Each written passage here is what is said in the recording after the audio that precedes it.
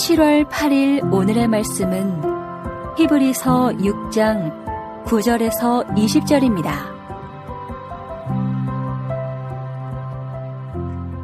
사랑하는 자들아, 우리가 이같이 말하나 너희에게는 이보다 더 좋은 것, 곧 구원에 속한 것이 있음을 확신하노라. 하나님은 불의하지 아니하사 너희 행위와 그의 이름을 위하여 나타낸 사랑으로 이미 성도를 섬긴 것과 이제도 섬기고 있는 것을 잊어버리지 아니하시느니라.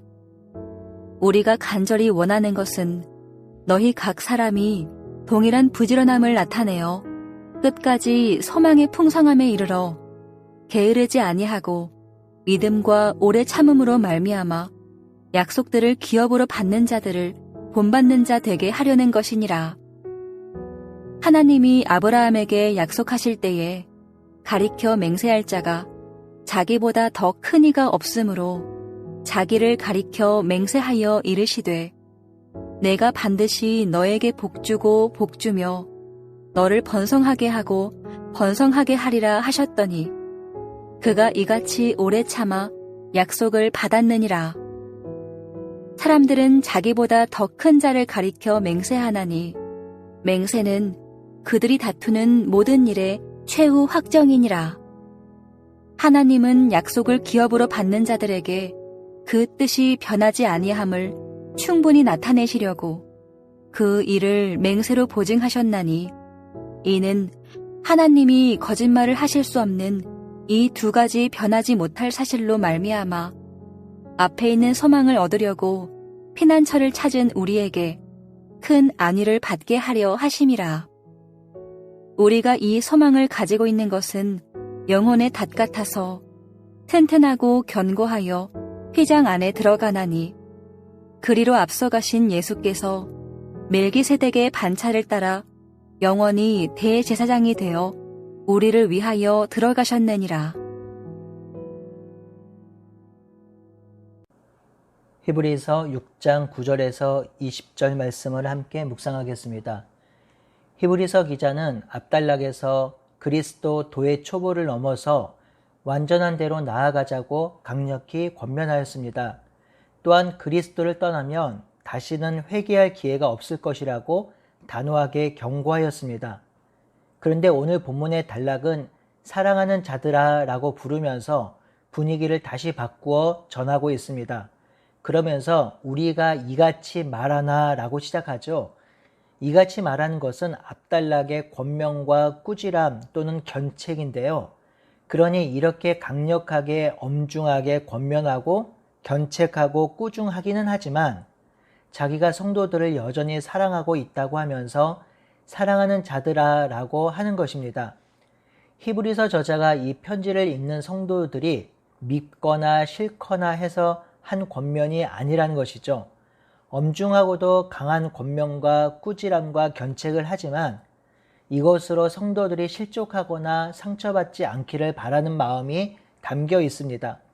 히브리서 기자는 무엇보다 이 글을 읽는 성도들이 이보다 더 좋은 것, 곧 구원에 머물러 있음을 확신하고 있습니다.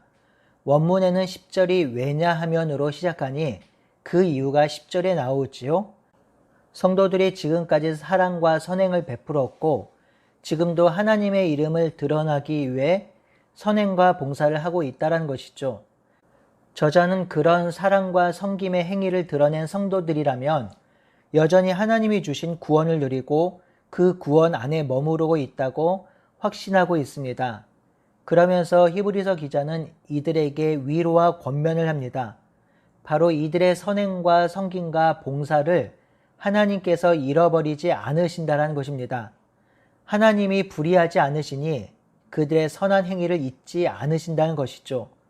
이는 하나님과 그 백성 사이에 언약이 있음을 전제로 하는 것입니다.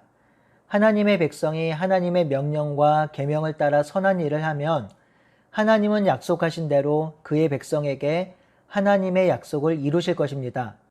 그러면서 저자는 이렇게 독자들이 사랑과 선행을 지속적으로 이행함으로 구원에 속한 삶을 살기를 바라는 마음을 11절, 12절에 기록하고 있습니다. 11절에 우리가 간절히 원하는 것은 성도 각 사람이 동일한 부지런함을 나타내어 끝까지 소망의 풍성함에 이르기를 권면합니다. 여기서 부지런함은 열정, 열심이라는 뜻이지요. 열정, 열심으로 소망을 이루라는 것입니다. 또한 게으르지 않고 믿음과 오래 참음으로 약속들을 기업으로 받는 자들을 본받는 자가 되라고 권면합니다. 여기서 11절 첫 단락에 각 사람이라고 했지요. 전체적인 주어는 우리인데 여기서는 각 사람이란 말을 하였습니다. 이는 모든 성도들 각각이 소망의 풍성함에 이르고 하나님의 약속들의 기업을 받는 자들이 되기를 바라는 것입니다. 목회자 입장에서 각 사람이라는 말이 참 와닿습니다.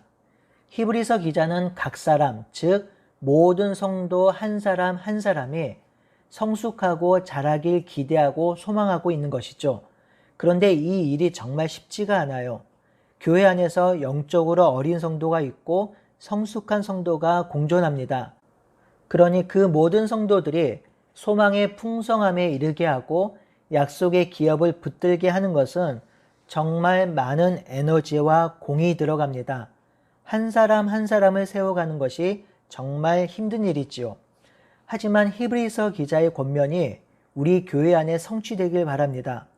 우리 교회 성도들 각 사람이 열정을 내어 소망의 풍성함에 이르고 약속하신 기업을 붙드는 믿음의 선배들을 따라가길 기도합니다. 저도 그리 사역하고 여러분들도 그리 될 수 있도록 한 사람 한 사람에게 관심을 갖고 영혼을 위해서 기도하는 우리 모두가 되기를 바랍니다. 12절에 약속을 기업으로 받는 자들을 본받는 자가 되라고 했지요. 13절에서 18절은 그렇게 본받을 자가 아브라함인데 그래서 하나님과 아브라함이 약속을 맺고 아브라함을 축복하신 것을 예로 들면서 설명하고 있습니다. 먼저 13절에 하나님은 자기를 두고 맹세하셨다고 하지요. 왜냐하면 약속을 할 때 자기보다 더 큰 자를 두고 맹세하는데 하나님보다 더 큰 자가 없으므로 자기의 이름을 걸고 맹세하신 것이지요. 하나님은 자신에게 하신 맹세를 통해서 아브라함을 축복하고 있습니다. 그 맹세의 내용이 14절이죠. 하나님께서 아브라함에게 내가 반드시 너에게 복주고 너를 번성케 하고 번성케 하리라고 하셨다고 합니다. 이는 창세기 22장 17절을 인용한 것이죠. 아브라함은 인내함으로 하나님께서 약속하신 것을 받게 되었습니다. 16에서 18절은 개역성경으로 보면 문장이 조금 복잡한데요. 새 번역이나 공동 번역을 같이 보시면 이해가 훨씬 빠를 것입니다. 이 맹세는 하나님이 아브라함과 약속하실 때 하신 것인데 하나님이 약속을 이루겠다라는 강력한 결단과 의지를 보여주는 것입니다. 이 맹세는 하나님이 자신을 두고 맹세하셨으니 하나님의 이름을 두고 한 맹세는 모든 논쟁을 그치게 하고 확정합니다. 그리고 17절의 설명을 이어가지요. 그래서 하나님은 하나님의 약속을 상속받는 자들에게 하나님의 뜻이 변치 아니함을 확증하기 위해서 그 맹세를 하셨고 그 맹세가 그 약속을 확증하고 보증하는 것이라고 설명합니다. 그리고 18절에 성도들에게 가장 위로가 되고 힘이 되는 가르침을 제공합니다. 하나님은 거짓말을 하실 수 없는 분이기에 하나님이 하신 약속과 맹세는 절대로 변하지 않는다는 것이죠. 이 변하지 않는 약속과 맹세는 앞에 있는 소망을 얻으려고 세상을 피하여 나온 성도들에게 큰 위로와 기쁨이 된다는 것이죠. 19절을 계속해서 볼까요? 하나님의 약속과 맹세가 있는 소망은 영혼의 닷 같아서 우리를 안전하고 든든하게 보호해주고 인도해주고 휘장 안에까지 들어가게 해준다고 하지요.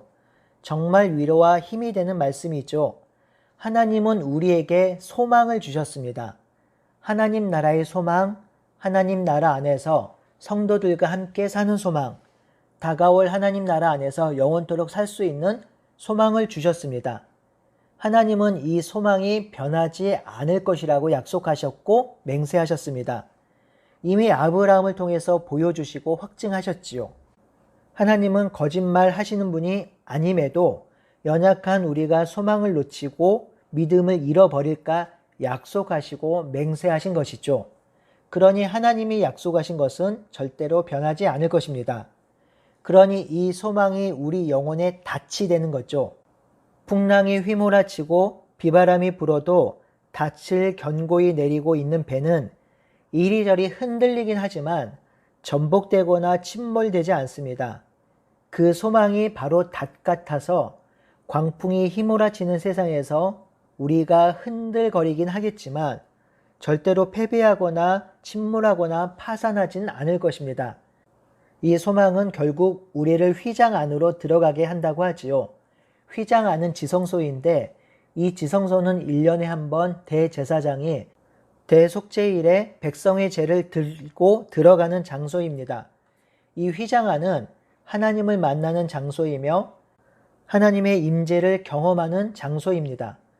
이 소망이 우리를 휘장 안으로 인도할 수 있는 이유가 20절에 나오지요. 멜기세덱의 반차를 따라 영원한 대제사장 되신 예수님이 우리를 위하여 앞서 들어가셨기 때문입니다. 예수님이 완전한 대제사장 되시고 완전한 제물이 되셔서 휘장을 찢고 들어가셨으니 예수를 따르는 성도들은 예수를 따라 그 휘장 안으로 들어갈 수 있게 되었습니다. 휘장 안에서 하나님을 만나고 하나님을 예배하고 하나님과 더불어 살 수 있게 되었습니다. 성도 여러분, 소망이 우리 영혼에 닫힙니다. 소망을 놓치고 소망을 잃어버리면 우리는 난파되고 침몰될 수밖에 없습니다. 그러니 하나님의 약속과 맹세가 있는 소망을 붙들고 소망의 닻을 내리고 이 땅을 경고하고 당당하게 살아가는 우리 모두가 되기를 바라고 소원합니다. 아멘.